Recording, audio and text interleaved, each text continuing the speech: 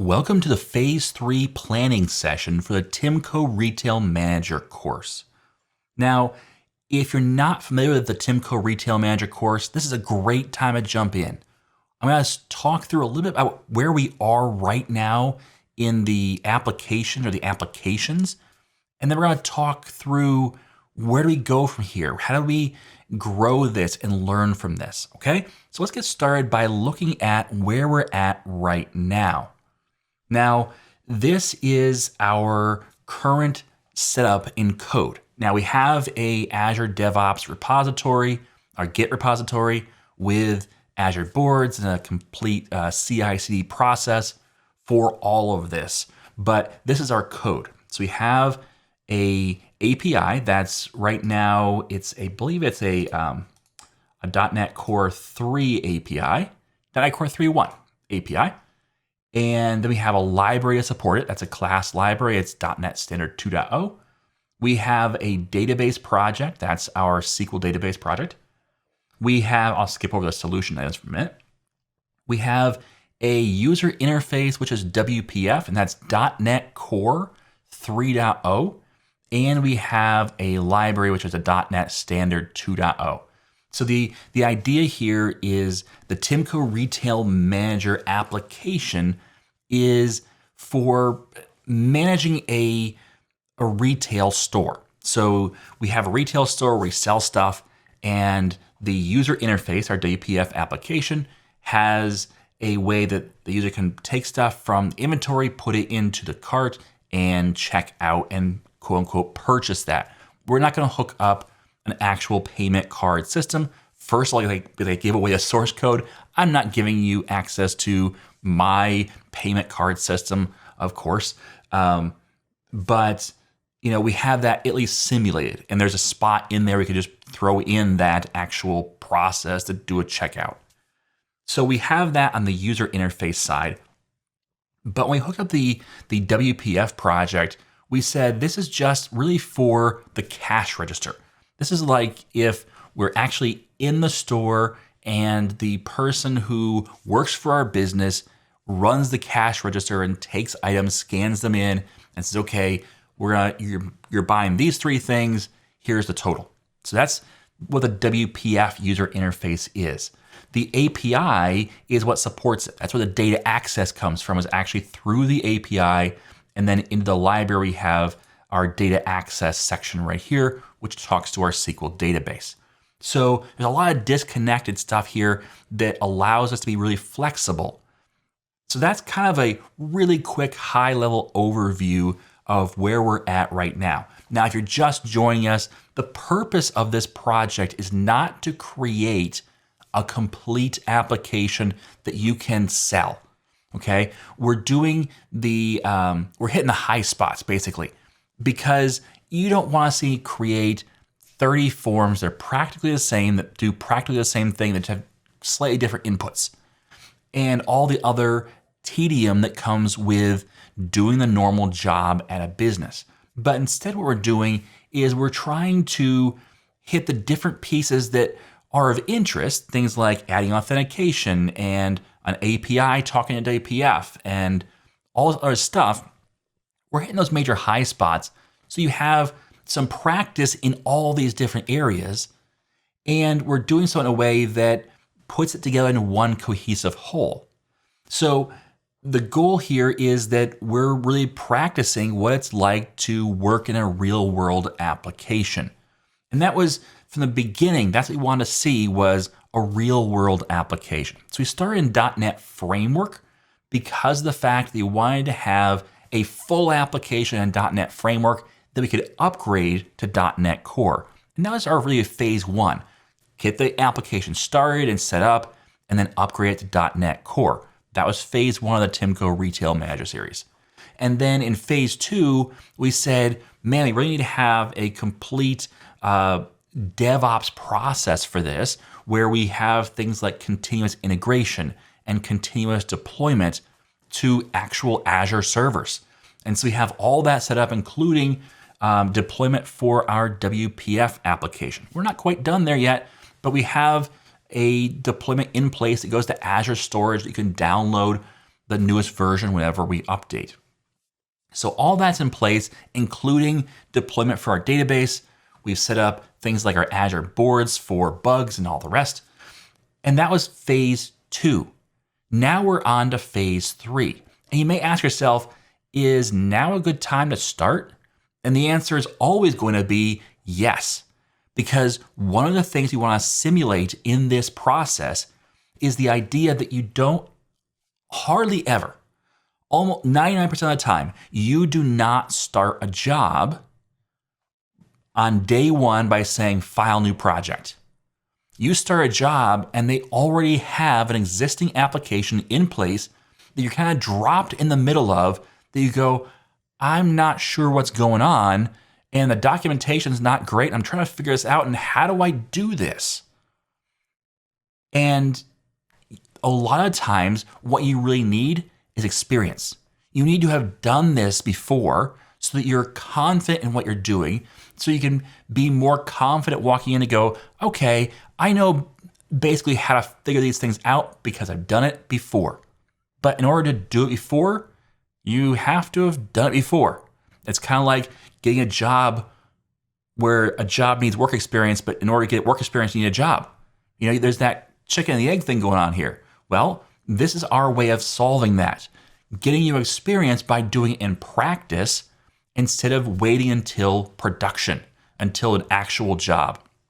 So what we've done is we've set all this up for you so you can walk into phase 3 as your first video and go, yep, I can start here.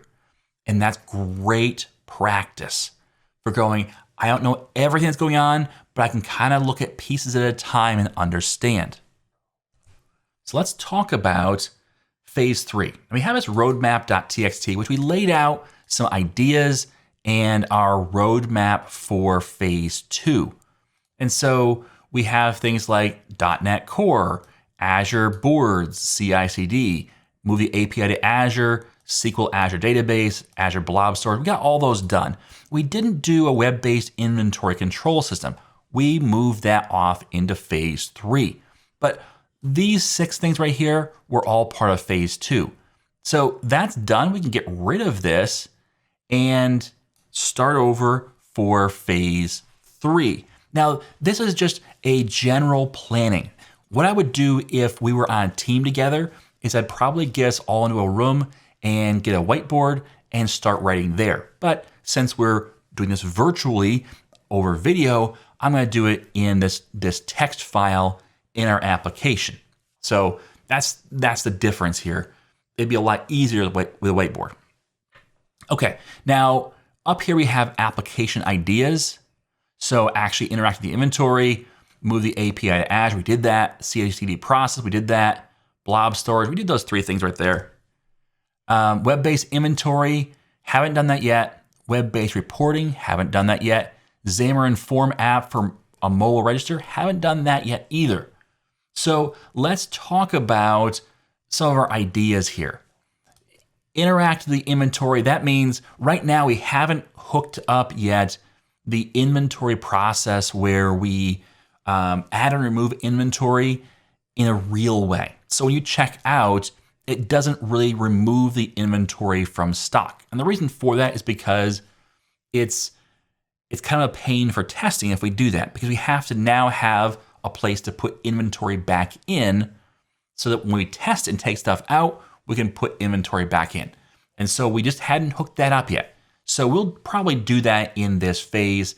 I think that part of this phase is hook up inventory so it really increments decrements.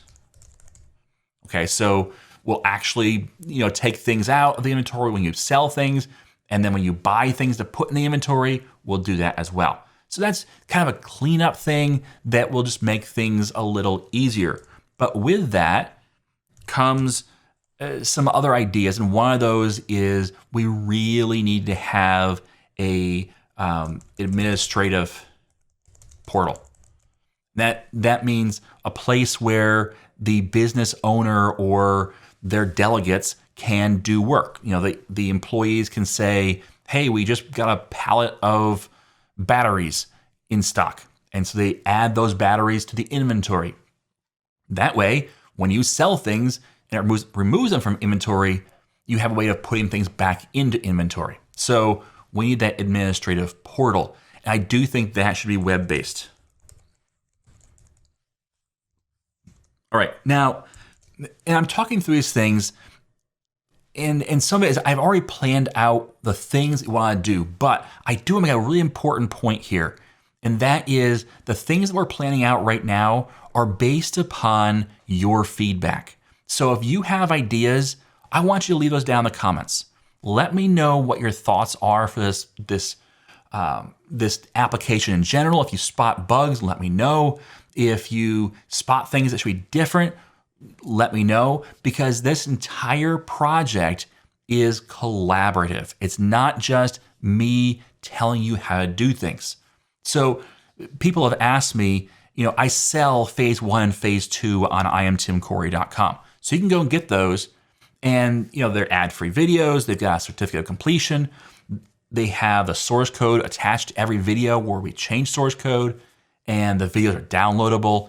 Some really cool stuff that comes along with it, but they're the same videos that are on YouTube. And so people ask me, well, why is it that you're waiting to do phase 3 and you do it on YouTube first? And the answer is because phase 3 is not done. I haven't started creating the code for phase 3. I don't start that until we talk.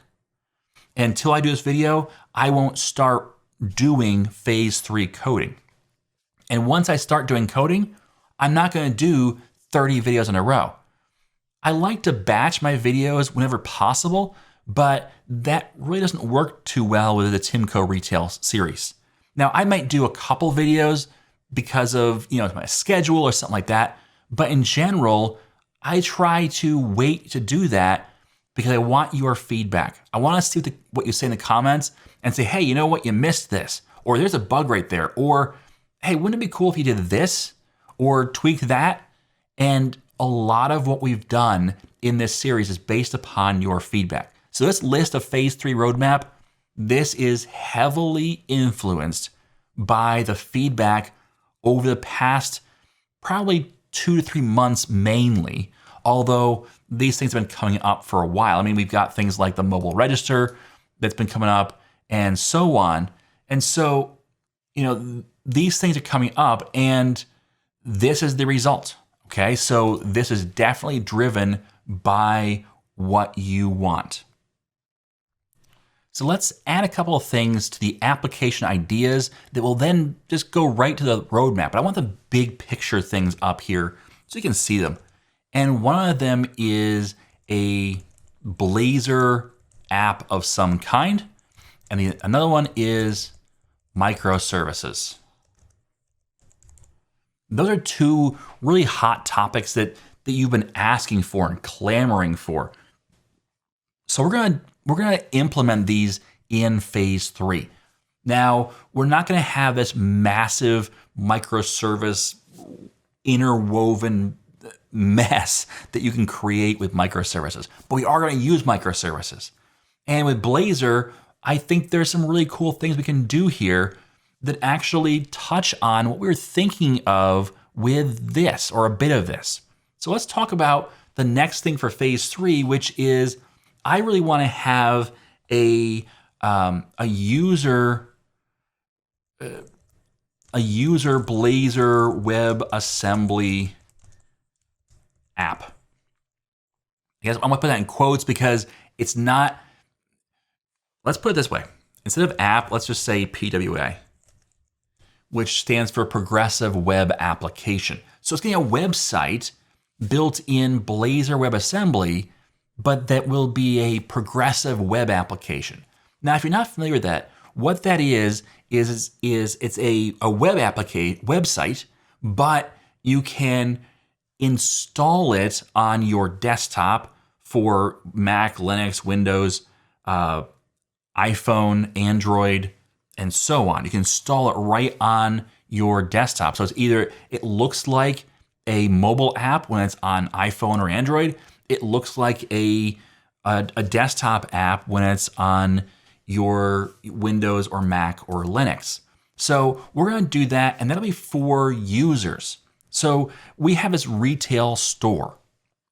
What we'll do is we'll have a place where people can browse our inventory and look at what we have in stock, and maybe even add that to a little shopping cart of their own, offline even possibly. And then we'll have, when you're online, the ability to check out yourself, okay, like a self-checkout, like you would do at Amazon or anywhere else. So we'll create this little Blazor WebAssembly app, and we'll use WebAssembly because it does have that ability to be a progressive web application. Now, this is going to be, has been set up for us in phase 1. Because in phase 1, we said, let's not just create a WPF application that has data access directly tied to it, but instead let's go through an API.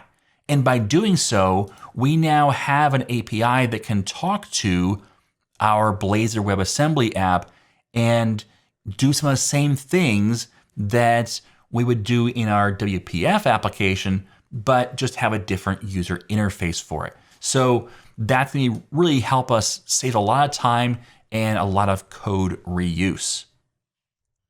The next thing I want to tackle is, it speaks to that microservice idea, and that's, I want to Dockerize the backend. So the API, etc. Okay, so we may have more than just the API in a Docker container, but we'll at least have the API there. And part of the reason for that is we need to practice putting something in a Docker container, because that will be really helpful for the microservice idea, where we can take our backend and really expand it using these containers. Now, it's really not hard to put something in a Docker container, but that's kind of a next step for us in preparation for microservices. Kind of like we created the API instead of just having direct access to WPF, because we wanted to have that long-term thinking. Wrapping our API in a Docker container allows us to think long-term about, hey, what if we scale this up because we become not Amazon, but a larger company, and we need more infrastructure. And so what if we brought in Kubernetes and put a whole bunch of things into that and had it scale up our containers and so on. Now, we're not going to get into Kubernetes in phase 3, just so you know. At least I don't think so. But we'll at least start that process by starting to think through, how can we put these into containers? And then the next step with that is, how do we break off a piece as a microservice? So right now we have, it's a monolith to an extent. It is a rather disconnected application. You could argue that it's right now bordering on microservice. It's not, because we have more than one responsibility, but it's kind of a small monolith. So because we have different pieces of it. Well, what we're going to do is break off one piece off the API probably and make it into a microservice. Maybe we'll do a couple of those. And the idea behind a microservice is that it's totally disconnected, meaning it can go down and it doesn't affect the rest of the systems. That it can work asynchronously, meaning it does not have to work in direct connection to the rest of the system. So it doesn't share a database, for example, because that would create this dependency one on the other. And so we'll break that apart and we'll talk through what that means and how it benefits our application. But I think that that's a good place to do it, is once we get to that point, once we've already Dockerized API, then we'll say, hey, you know what? There's a piece we can pull off and make it its own microservice. So that's in phase 3. And I think the last major thing that I want to get through in phase 3 is I want to upgrade to .NET 5. Okay, now this may actually come earlier in the process. This is not a 1 through 6, as in 6 is the last thing we do, but I think the upgraded .NET 5 is important because it just gives us those extras, the extra speed that .NET 5 gives us, as well as some extra features that we can take advantage of. Now, one of the questions that has come up is, well, what about Caliburn Micro? Because our user interface for WPF right down here uses Caliburn Micro. And right now that's on an alpha version that only supports .NET Core 3.0. Well, never fear, there is another version of Caliburn Micro. This may surprise you, but there's a new version out that supports .NET 5. Caliburn Micro is still being maintained.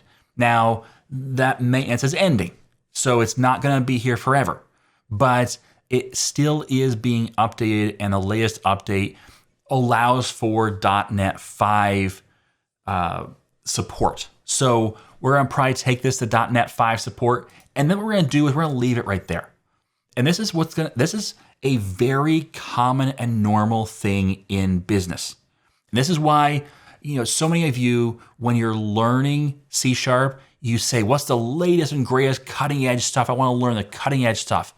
And then you get a job and you say, Tim, I'm doing .NET Framework 3.5 stuff. And it's so frustrating. And I wish I could do cutting edge stuff. But the reason why you're doing that old stuff is because when you build an application and support ends for something, you don't really have the luxury of saying, you know what, let's throw that out and start over. Or let's go through a massive upgrade process to get us back to where we are today. So businesses often have to kind of pause at a certain technology level and say, that's where we're at.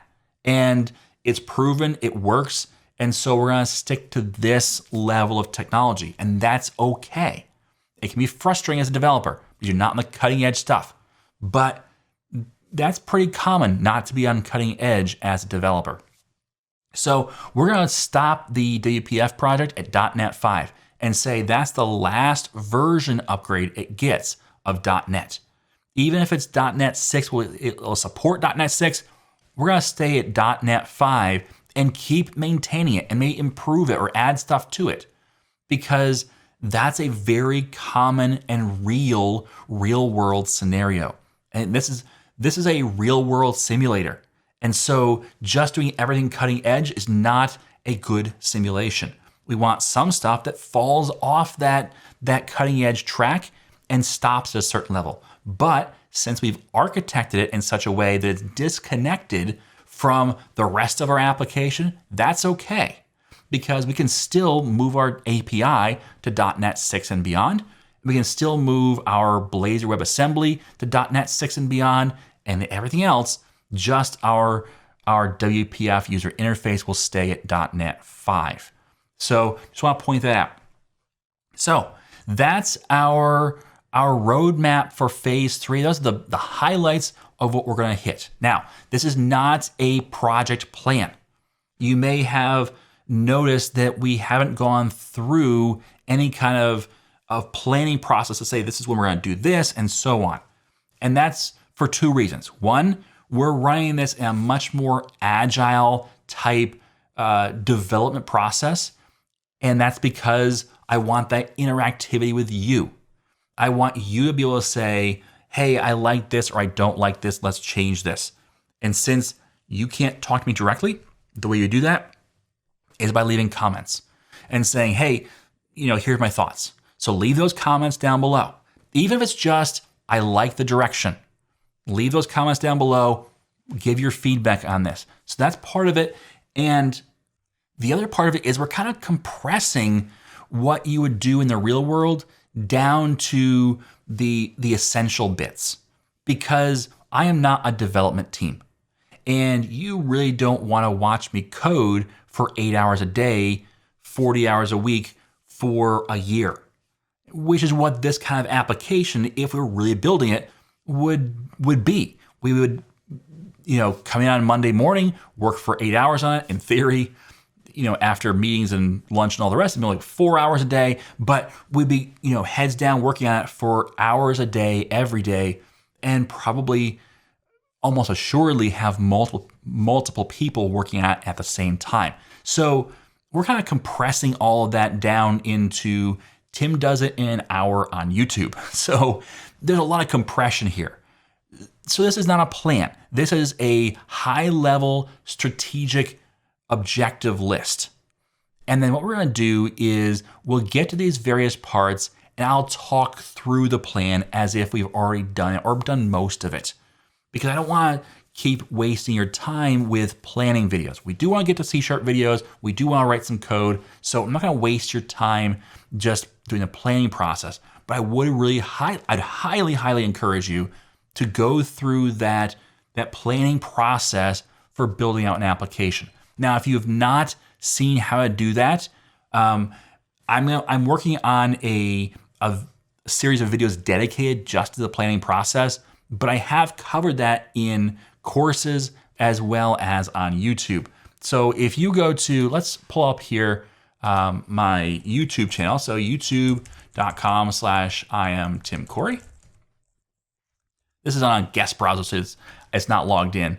And there I am. But in here, you will see the C# application from start to finish tournament tracker project.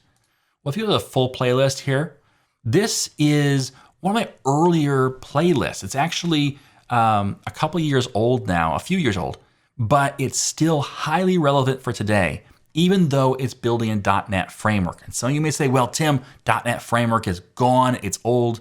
And remember I said businesses aren't on the latest cutting edge usually? Well, this is still relevant. Besides the fact that the C# code you write in this course still works in .NET Core. I know that because I have a course where we upgrade this project plus the 2 add-on projects to .NET Core. Works great.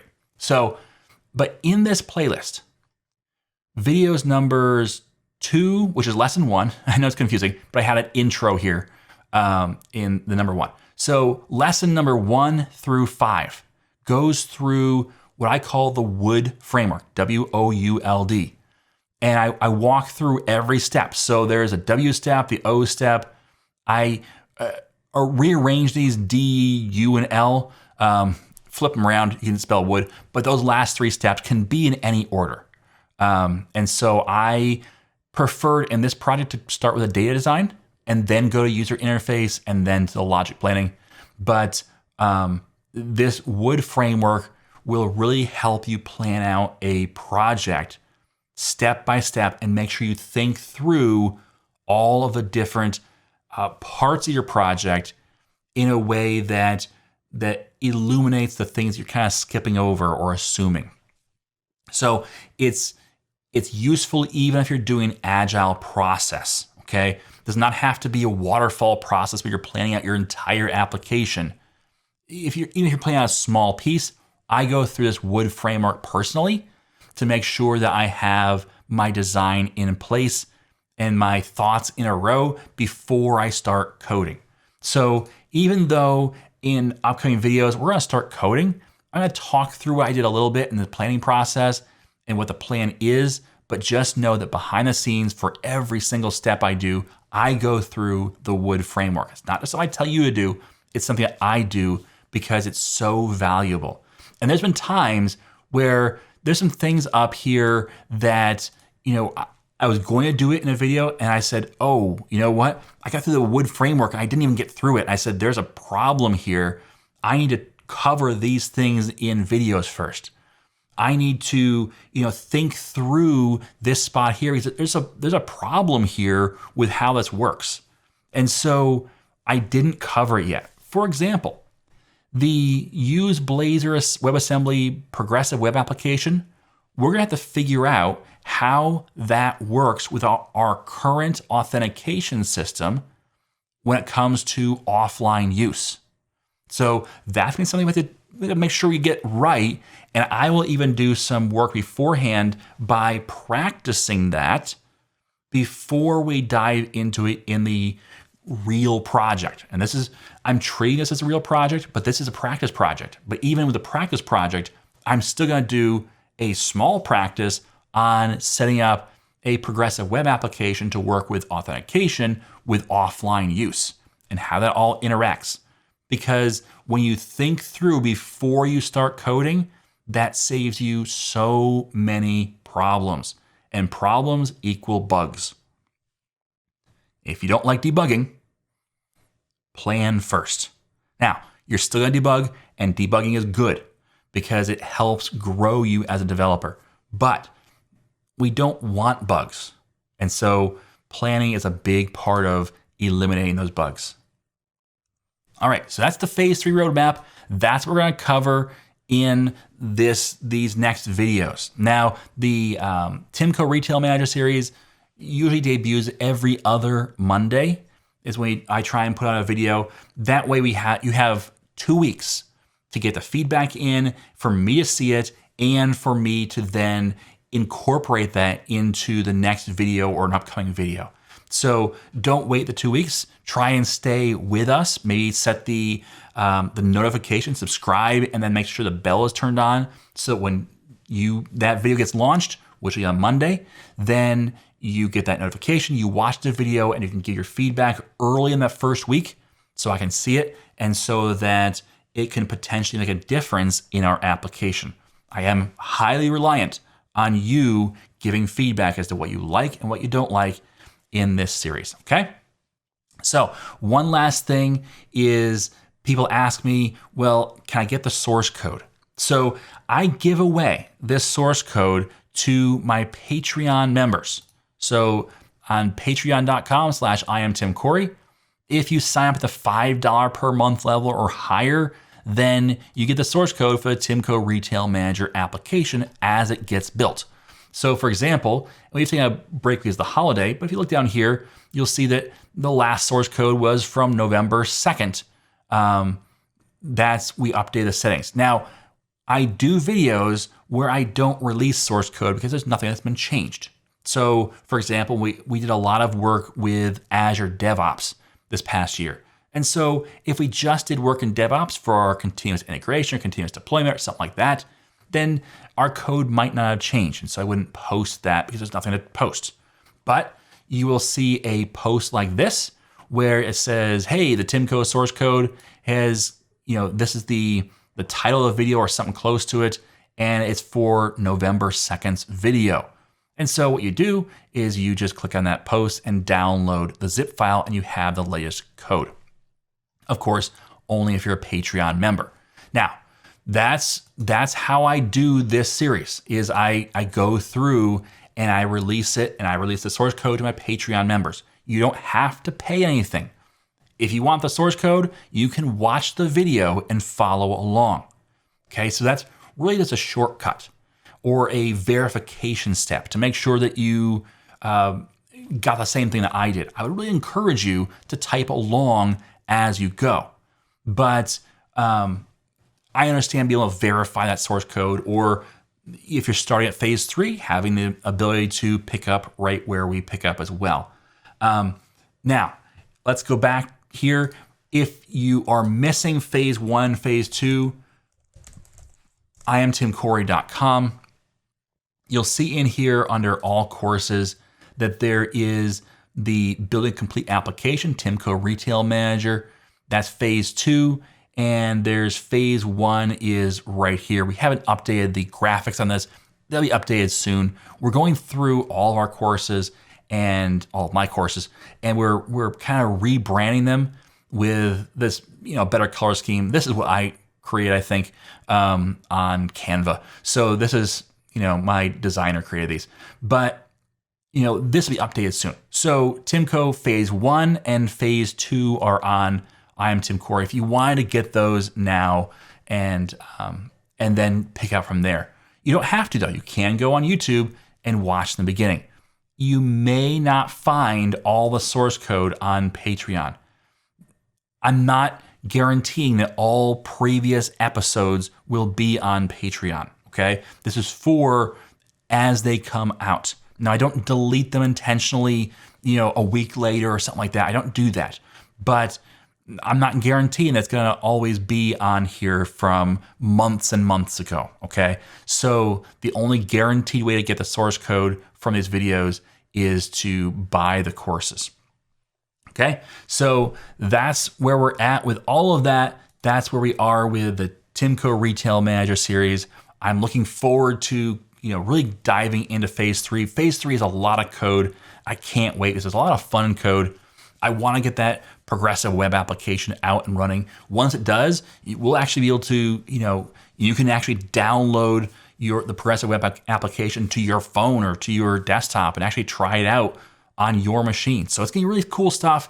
I'm looking forward to playing around with that and having you see it as well as like the web or the microservices and really get your hands dirty in seeing how to take a monolithic real application and break pieces off. We don't have to turn everything into a microservice, just break pieces off and relieve some stress and some pressure off of our applications by having the high pressure points be microservices instead of part of our overall monolith.